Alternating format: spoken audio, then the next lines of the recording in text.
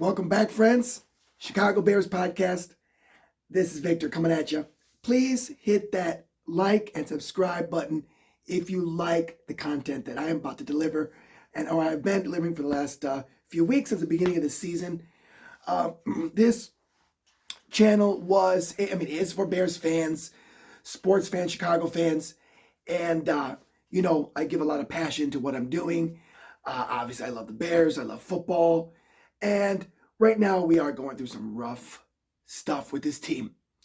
But I'm trying to put things into perspective, and hopefully we can paint a better picture of what actually really is going on for the rest of the season.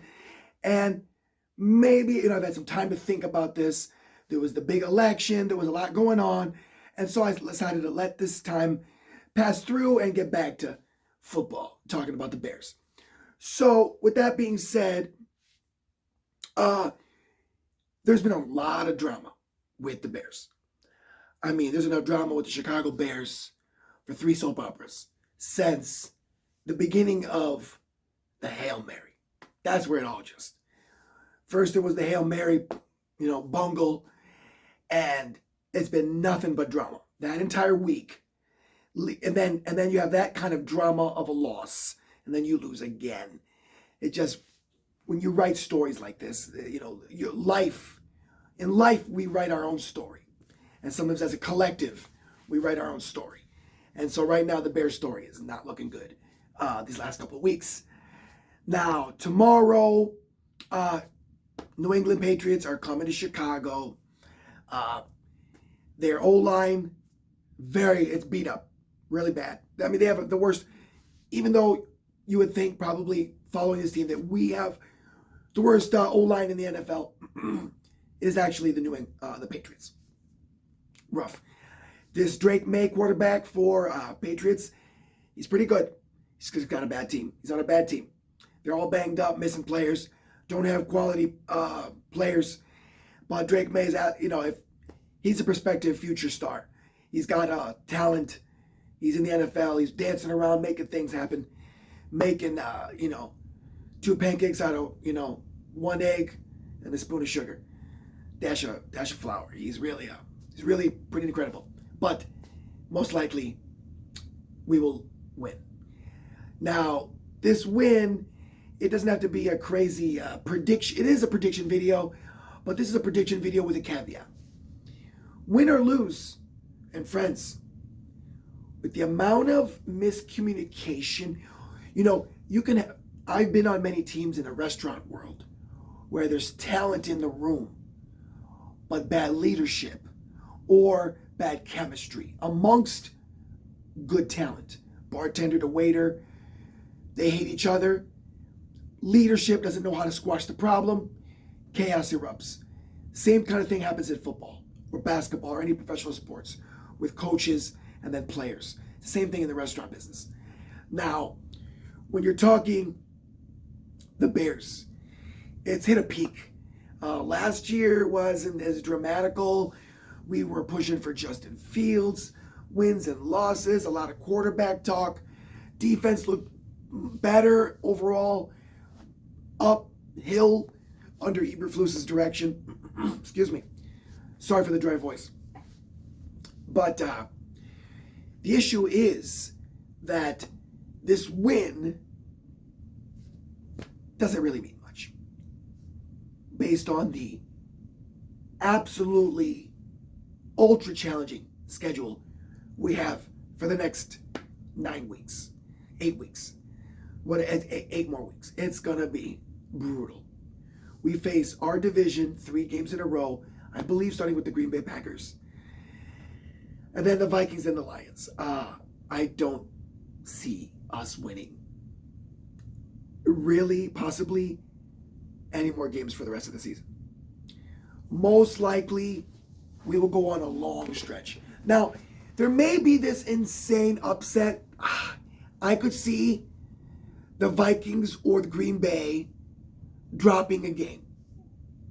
There or here, us home advantage. Maybe we squeeze out outside of this win tomorrow between the Green Bay, who are vulnerable. We could beat him by defense alone. Green Bay. But their defense is solid, and our offense is really weak. So if Green Bay just counts on us making the mistakes that we will inevitably will make, Caleb Williams has been struggling. Is he a bust? Not yet. It's too early to call anyone a bust who's a rookie quarterback coming from a successful program, or success, Heisman Trophy winner, playing for the Chicago Bears, playing for a team like the Panthers, playing for a busted up team like the Giants, playing for a team like the Raiders. Maybe the Raiders are a little bit better than those teams. But there's some teams on the bottom of the barrel.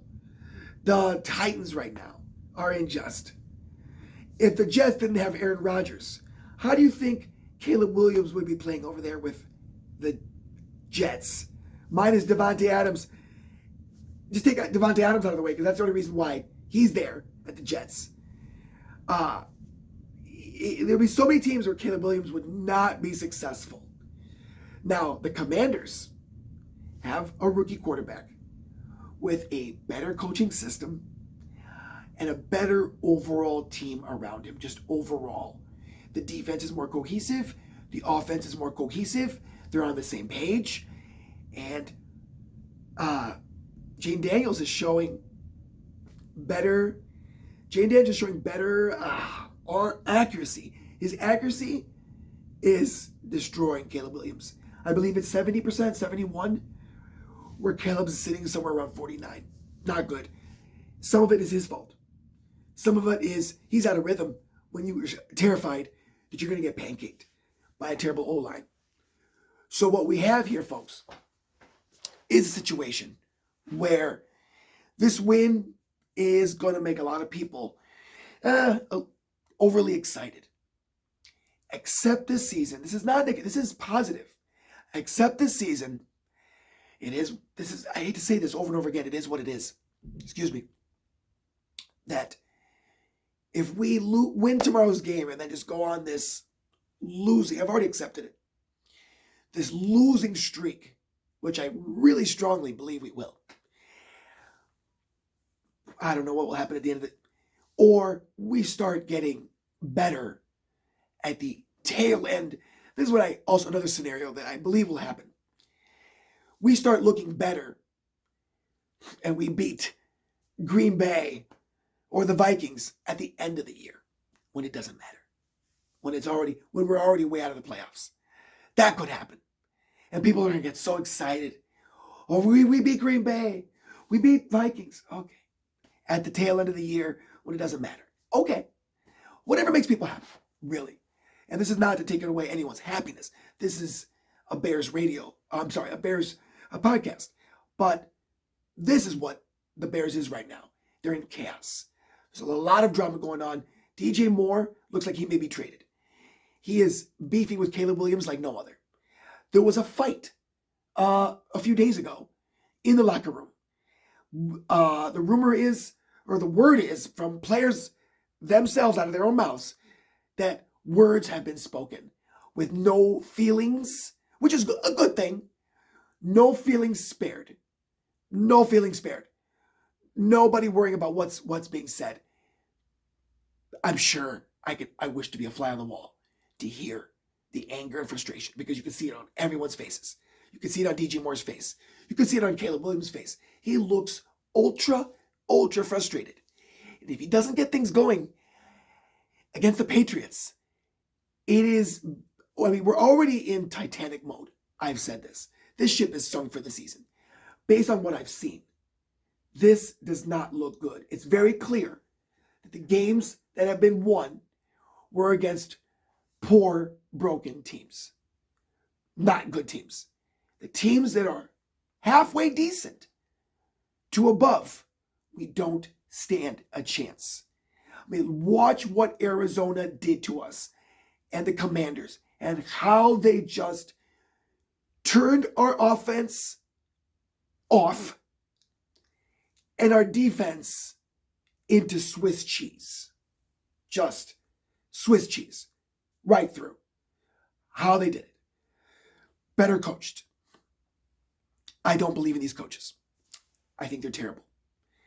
Sadly, there's one side that thinks we should just that he's going to stick around for the rest of the season for sure, which I believe, or into next year, another year, which I don't believe is going to happen.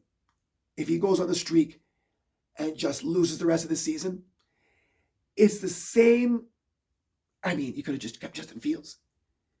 Kept Justin Fields and use your one pick, your number 9 pick. Get a haul and protect a quarterback.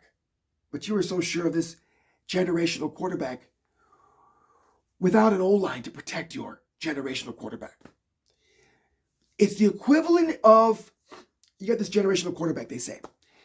If any of you out there bought a beautiful house in cash, you had a lot of money, bought a house, beautiful house in cash. You don't owe the bank anything, but you decided to not have insurance on the house. Fire happens. Then what happens? Or a beautiful pet, a beautiful expensive puppy, a beautiful dog, and you don't put fences up and things around your house to make sure that dog doesn't get hurt or lost, that prized possession, or your car, security system on your beautiful car, your garage, your insurance that you pay for the car. That's the O-line. That's your O-line for your quarterback. If he gets hurt from these defensive players running through the O-line and pancaking your quarterback, that's it. You're done for the next few years if he's injured, because then he's less valuable to the league if you want to trade him one day. He's been injured. He's broken. The Bears need a lot of work, friends. The Bears need a lot of turning around because they're in a sad state of affairs. It really is. It's chaotic, and I'm not surprised because I've seen this before many, many times. I lived through the Mark Trestman era. I lived through the Dave Wannstedt era. We haven't won a Super Bowl since 1985, friends. We've only won about 3 playoff games in the last 3 or 4, maybe 4, in the last 30-something years. Everyone likes to praise Jay Cutler, that this was such a great era that we lived in. He won 1 playoff game. I think the next one he was in, which was the following game, he lost. And he was a turnover machine. Yeah, he had an arm. The reason his stats are so great is because he had this long tenure with Chicago Bears, because the bonehead general manager signed him to a very long contract. And we were stuck with it. We couldn't trade him off because it was too much money. He was the highest paid quarterback in the league. And what did that get us? Nothing. Nothing but losses and embarrassment. So now we have a rookie quarterback who has potential. It's too early to call him a bust. It's too early. Just like it's too early to call Justin Fields. What did Justin Fields look like his first year? Now, he was, if they didn't have Russell Wilson, forgive me, he'd be the starting quarterback for the Steelers. And he went 4-2. He played solid. He can get you. You don't need always a stud if you have if the scheme and the quarterback, they are tied together. And the wise man on ESPN said, if the scheme is working, the quarterback is playing well. If the quarterback is playing well, the scheme will work. They're tied together. So you have to have a good scheme and a good quarterback. And they're tied but if the scheme works, it can make a quarterback play well. And you've seen many quarterbacks win Super Bowls who are not necessarily Hall of Fame legends. They just knew how to not turn over the football and deliver the ball where it needed to be delivered and play awesome defense. And teams have won Super Bowls with that. I mean, look at Eli Manning. Are you kidding me? Do you guys would have rather taken Eli Manning or Justin Fields? Eli Manning or Caleb Williams? Even some people would rather have taken Mitch Trubisky over Eli Manning. And he's got 2 rings, right? Because he had an arm. His brother was Peyton Manning. He's got the family thing. And he had enough skill at the time to do what the job needed to be done at the time. For the time period he was hot. And then, whew, just like Jay Cutler, just like many other quarterbacks, they have their peak, their moment. If the organization, the team, and everything is not lined up correctly, you don't win a Super Bowl. Look at the Super Bowl winners. What? Go do for fun. Go back and look at the Super Bowl winners and look back at what their defensive was like, the coach, the offense, the coordinator, and the head coach, and the relationship with the quarterback. All of them, almost every single one Super Bowl winner had a cohesive unit. Special teams, everything. So, friends, I predict something around, I'd say 21-14. Maybe a little bit more. Maybe the Bears get a little hot against this. It could be 28-14 against this. I probably want to say, I'm going to be conservative because I'm not very, after the last couple of weeks, these last couple losses. But this team has won 2 games, Patriots. Bears should, at home, take care of business. They should. They should. If they've come together and gotten through the drama throughout the week. I'd say around 21-14, maybe 21-7, around that ballpark. It'll be a Bears win. But after that, friends, buckle up. Get ready for losses. And let's just pray that A, Caleb Williams doesn't get hurt with the terrible O-line. And B, Caleb, by the end of the year, starts to show progress instead of more regression. And then we'll have another conversation about that. Friends, please hit that like and subscribe button if you enjoy the content. It really helps the channel. Thank you so much. You guys have a great day, and we'll see you soon.